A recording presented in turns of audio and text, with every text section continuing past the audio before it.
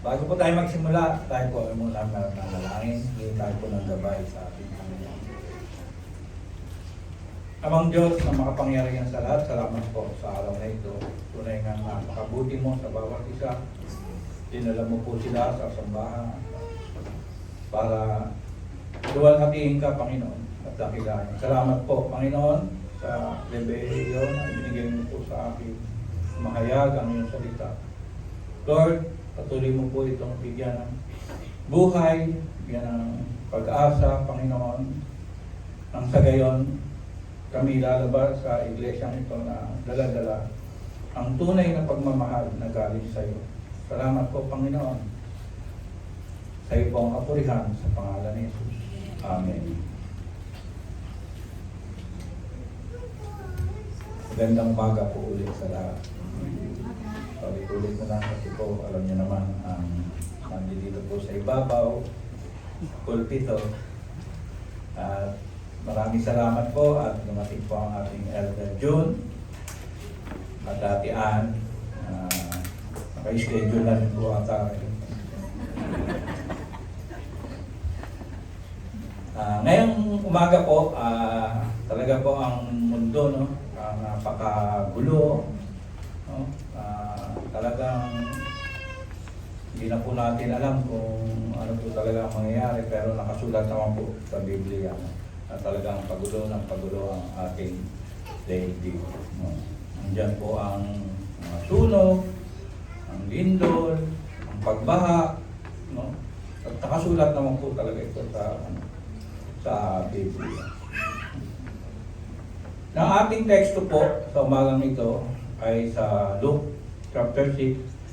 Makita rin po ito sa Matthew, no? Yung love your enemy. Sabi nga, one of the difficult passage in the Bible. Ito po yun. No? Sino po ba nagmamahal dito sa ating kaaway? Parang wala. Talagang mahirap. Kaaway. Sabi nga po, heart and soul ng New Testament ethic po, ang Luke 6. Dahil tatalakay po rito ang moral principle. One of the most radical teaching of Christ, meaning extreme po. No? Kasi love your enemy. Do good to those who hate you. No? Yung verse 26 to 27. Nasyak nga daw po ang listener ni Christ nang nabanggit niya ito. Sabi nga po ng Old Testament, to kill is a sin. Sabi po ni Christ sa New Testament, anger is also like killing. No? Pag nagalit daw po tayo, paano dito po tayong pumapatay? Basa po natin yan sa Matthew 5:21-22. Sabi po doon, narinig ninyo na inutos ng Diyos sa inyo, mga ninuno, huwag kang papatay. Ang sino mang pumatay ay mananagot sa hukuman. Ngunit sinasabi ko sa inyo, ang sino mang napupuot sa kanyang kapatid ay mananagot sa hukuman. Sino po ba rito ang laging galit? Ang dami nyo nang pinatay. Basta yung galit po na yan, nakakapatay na daw po tayo. Kaya ngayong umaga po, alisin nyo na po yung galit, palitan nyo ng ngiti. Mas maganda po yung nakangiti ang bawat isa ngayong umaga para wala po tayong pinapatay. Pag nakasimango tayo, galit tayo, anger, sabi nga, tayo daw po ay para na rin pumakatay. Sa Old Testament po, ang adultery ay kasalanan. Kaya sabi ng Panginoon, lustful thought ay nagkakasala na rin tayo. Sabi po ng Matthew 5:27-28, narinig ninyo ang sinasabi, huwag kayong mangangalunya. Ngunit sinasabi ko sa inyo, ang sino mang tumingin sa isang babae ng may halay na pagnanasa ay nanangalunya na sa babaeng iyon sa kanyang puso. So, mga boys, careful. Sabi nga, itong Luke 6 po ay parang parehas din po ng Ten Commandments. Kaya lang talagang ibinigyan ng tunay na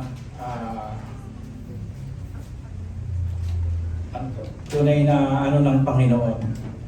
Kaya ang title po natin sa umagang ito, Love Without Limit, Live Without Expectation. Ang background po ng Luke 6 ay ang Diyos kasi, si Lord kasi, ang tao po sa Kanya ay pantay-pantay. Wala akong mataas, wala mababa. Lahat po kinikater ni Lord. Pantay-pantay po sa Panginoon. Pero sa tao po, alam naman natin, may racial discrimination, may religious differences, may status symbol. Gusto po yun, no? Pagka lalo sa ibang bansa, no? Lalo sa States, no? Napakarami talaga ang mga racist. No? Dito naman sa atin, yung mga may hirap, di ba? Halos hindi naman talaga pinapansin. Kaya nauso yung tupad. Na puro sila na lang. May religious differences din, di ba? Hindi naman lahat ng religion ay nagkakaunawaan. Ano? Merong si Kristo ay ganito, Kristo ay ganyan.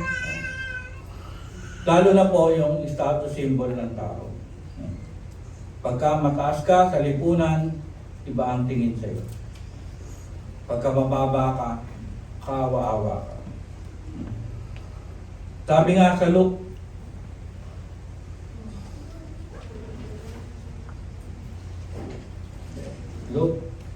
6:20,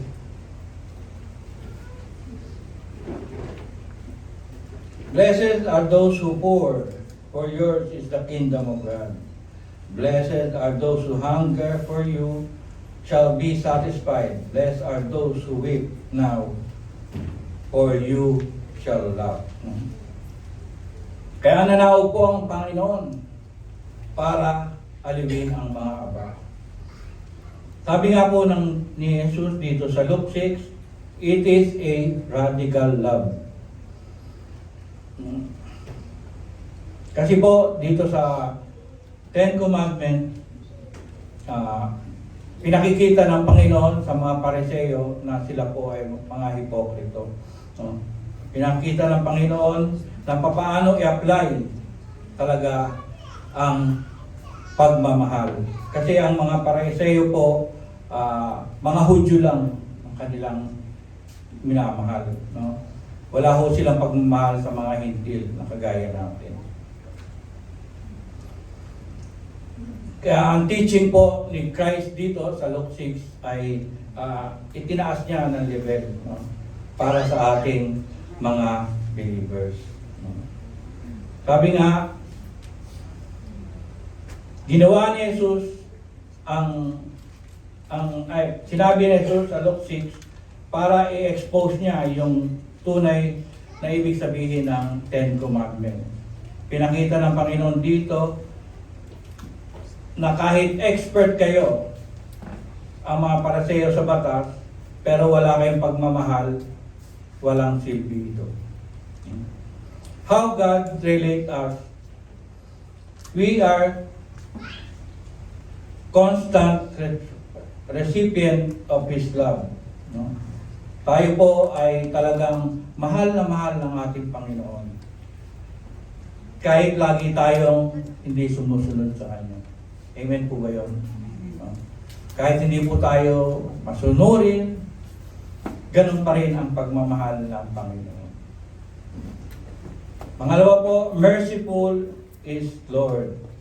Kahit ungrateful tayo sa Kanya, andun pa rin po yung maunawain ng ating Panginoon sa atin. At ang pangatlo po, God's pattern. Teaching us to display to others. Kung ano po daw po yung love ni Lord sa atin, dapat yun din po ang ipinapakita natin sa ating kapwa. Ang love daw po dito sa Luke 6 ay hindi po feeling. Ito po ay hindi po ito feeling, hindi po ito noun. No? Ang love po dito, sinasabi ni Lord, ay verb. Alam niyo naman po yung verb, hindi po yung lumilipad.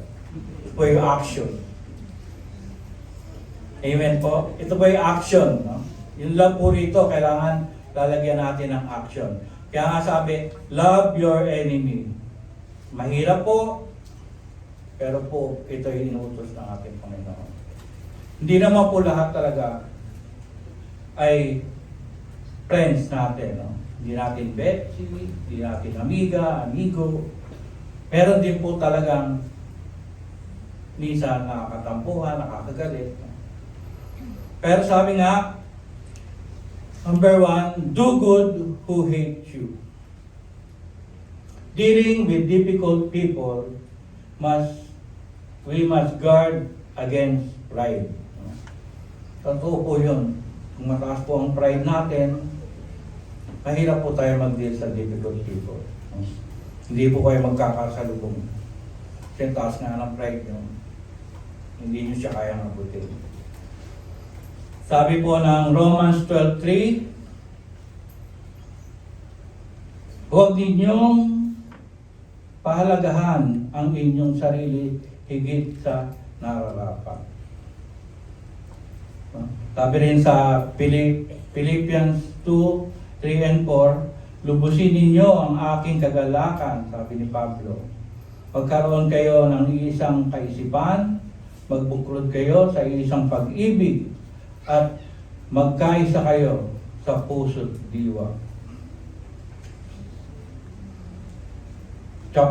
Verse 3, huwag kayong gagawa ng anuman dahil sa paghahagad ninyo maging tanyag.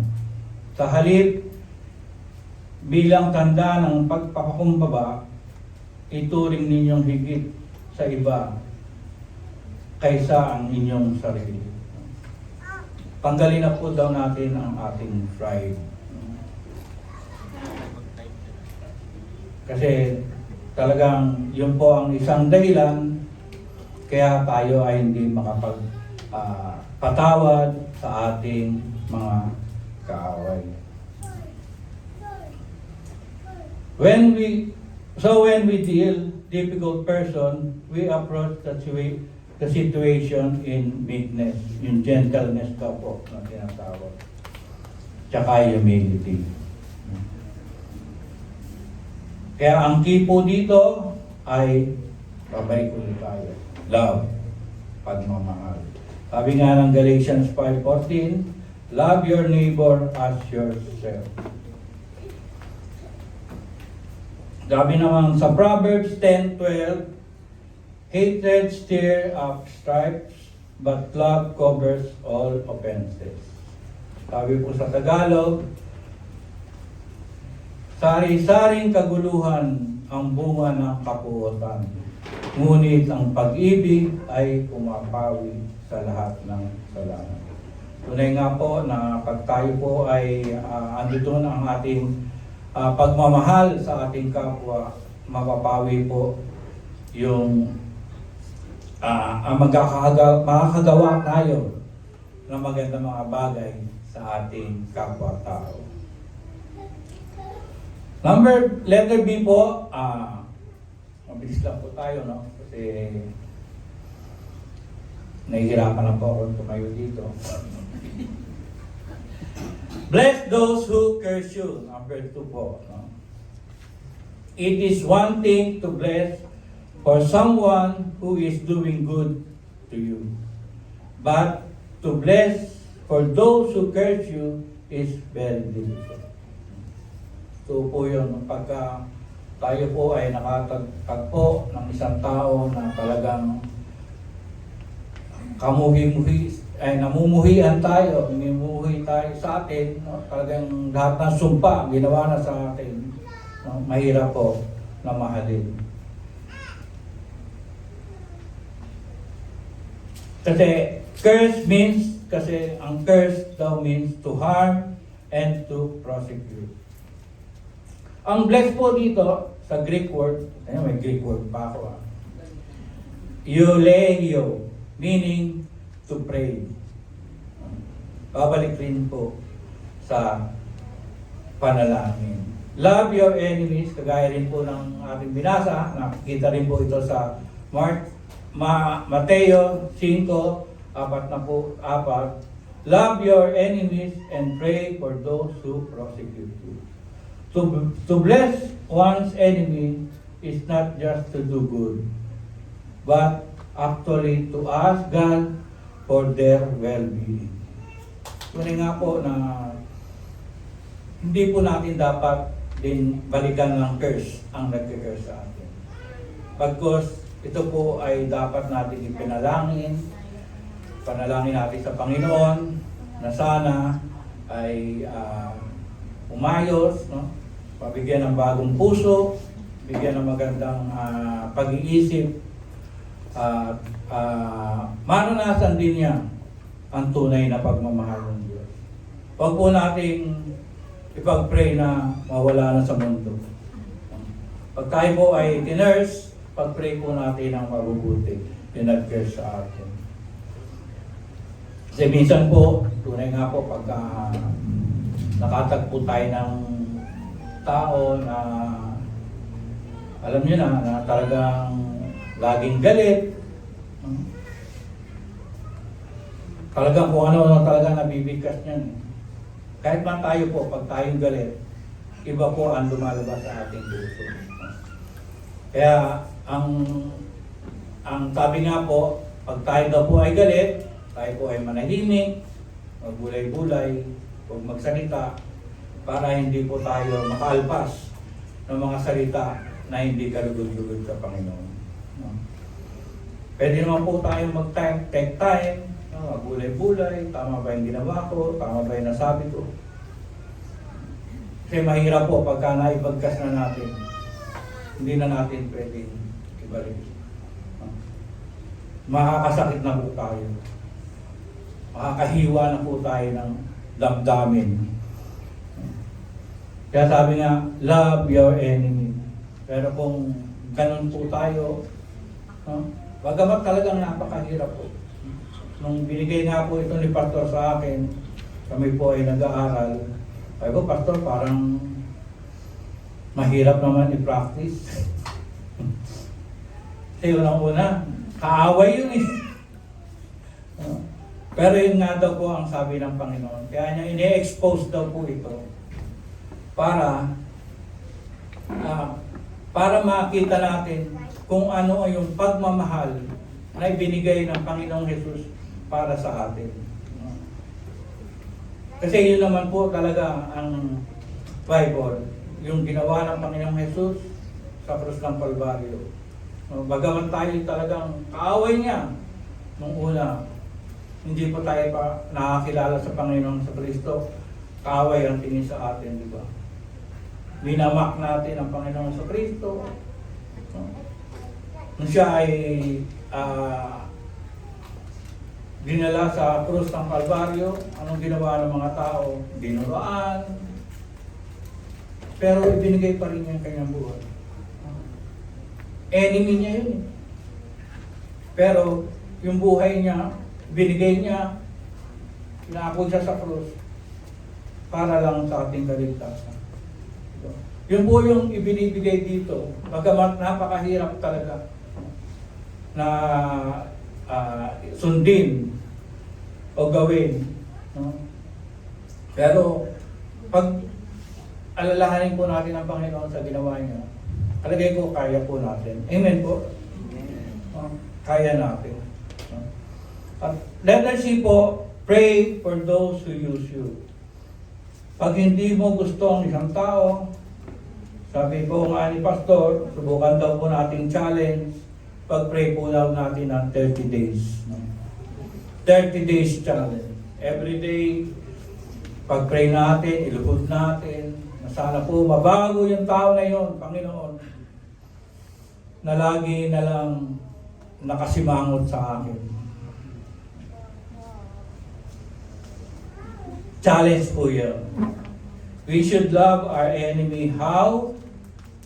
Sabi nga, pray. Why? Because Jesus told us. Utos ng Panginoon. Wala po tayong magagawa ron. Kung tayo po ay tagasunod ng Panginoon sa Kristo, sumunod po tayo sa ating Panginoon Kristo. Pangalawa po, Jesus loved them also. Sabi nga, pinasisigat ng Panginoon sa mabuti at masama ang araw. Kaya mahal din po. Hindi pa naman tapos ang mundo, hindi pa tapos ang buhay. Baka sakaling matawag din siya ng Panginoon. Pray that God will open their hearts. Yung nga po sabi ko sa inyo kanina, panalangin po natin na mabuksan ang kanyang puso nang sa gayon magmamahala na po tayong lahat. Sabi nga, all start in prayer to love them. No? Pag tayo po ay nananalangin sa ating mga kaaway, sa ating mga nagpo-prosecute sa atin, sa mga, lalo na po sa atin, marami nagpo-prosecute dahil tayo po ay mga born again, no? Mga born again yan. No? Kaya lang makita naman po sa atin na tayo ay born again. Huwag naman po yung kabaliktaran ang makita sa atin. Sabi nga, utos ng Diyos upang maging normal na ang ating buhay. Wala ka ng kaaway, may peace of mind. Ang ganda naman ang resulta. No? Pag nagmamahal po tayo ng ating kaaway, magiging normal na ating buhay. Lagi na tayo nakatawa, para tayo mga siraulo. Pero tunay nga po na napakaganda po ng atmosphere ng isang mga mananampalataya pag laging naka-smile. Amen po? So, pangalawa po, wala na tayong iniisip. No? Napakahirap po nung may kaaway, talagang iniisip po natin yun. No? Nakaka-stress. No? Nadadagdagan yung ating mga puting buhok. No? Kaya mas maganda po talaga yung wala po tayong kaaway, nagpapatawaran. No? Talagang ang buhay po ay napakasaya, napakalusog. We pray for their conversion, not condemnation. Panalangin po natin, ating kaaway, sana matagpuan niya ang Panginoong sa Kristo. Na mabago siya. Tayo po ba nabago na? 14 years na po tayo, mag-15 years na. Nabago na po ba bawat isa? Parang ang hina. Ay, magbago. Doing good to them kaysa maghiganti. Hate means nagkakasala po tayo. Sa tingin niyo po ba mag-work po itong prinsipyo nito? Yes! Totoo po, mag-work po ito. Sabi nga ng Matthew 18:21-22, forgiveness without limit. Ito yung mababasa yung 70 times 7 na pagpapatawad.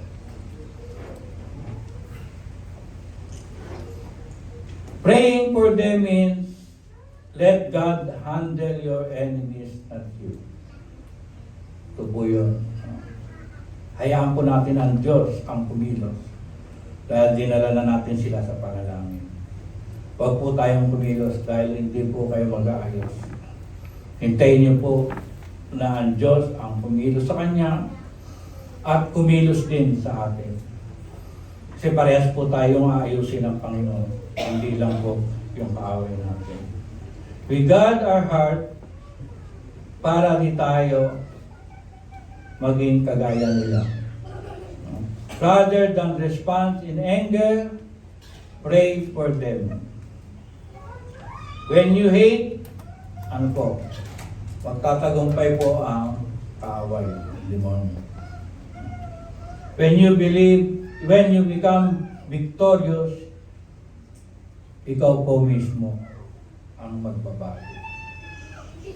Totoo po yun, no? Pagka tayo po ay nagtagumpay sa mga ganitong pong pag-utos ng Panginoon, love your enemy, do good those who hate you. No? Talaga po, pag nalagpasan po natin yun, nakita po natin yung pagbabago sa ating buhay. No? Kaya po, ang Luke 6 po ay mabigat, no? Extreme daw nga po, radical nga po, na utos ng Panginoon at kaya po ng tunay na mananampalataya. No? Natatandaan lang po natin na ang Panginoon Jesucristo nga tunay na nagmahal sa atin. Hindi tayo iniwan, hindi tayo pinabayaan, kahit anong tigas ng ulo natin, kahit anong suway natin sa Panginoon, lagi tayong inaalalayan, tinatanggap ng Panginoon. Yung pang mga kaaway na hindi natin mamahal. Diba? Kaya sa umaga pong ito, sa series po ng February, sabi nga ni Pastor, sana po daw pagtapos ng Pebrero, may practice na po natin na lagi tayong hindi galit, lagi tayong maunawain, lagi tayong mapagmahal sa bawat isa. No? Amen po? Amen. Sige po, tayo ko'y manalangin. Panginoon, salamat po sa oras na ito. At muli kaming nagpapasalamat sa pagmamahal na ibinigay mo sa amin, Panginoon. Tunay ngang wala kang kapantay alone. Tinuturoan mo kami, Panginoon, na mahalin ang aming kaaway, ang mga maaligpos ka sa amin, pag-pray namin, i-bless namin, Panginoon. Salamat, Panginoon, sa mensahe mo ngayong umaga. Naway, maging bitbit namin ito, Panginoon, sa aming mga puso. Nang sa gayon, ang lahat ng aming mga problema, lahat ng aming suliranin ay maibsan ng pagmamahal na ito, Panginoon. Salamat po. Panging pangalan po na ibugtong ng Jesus. Amen. Good morning po.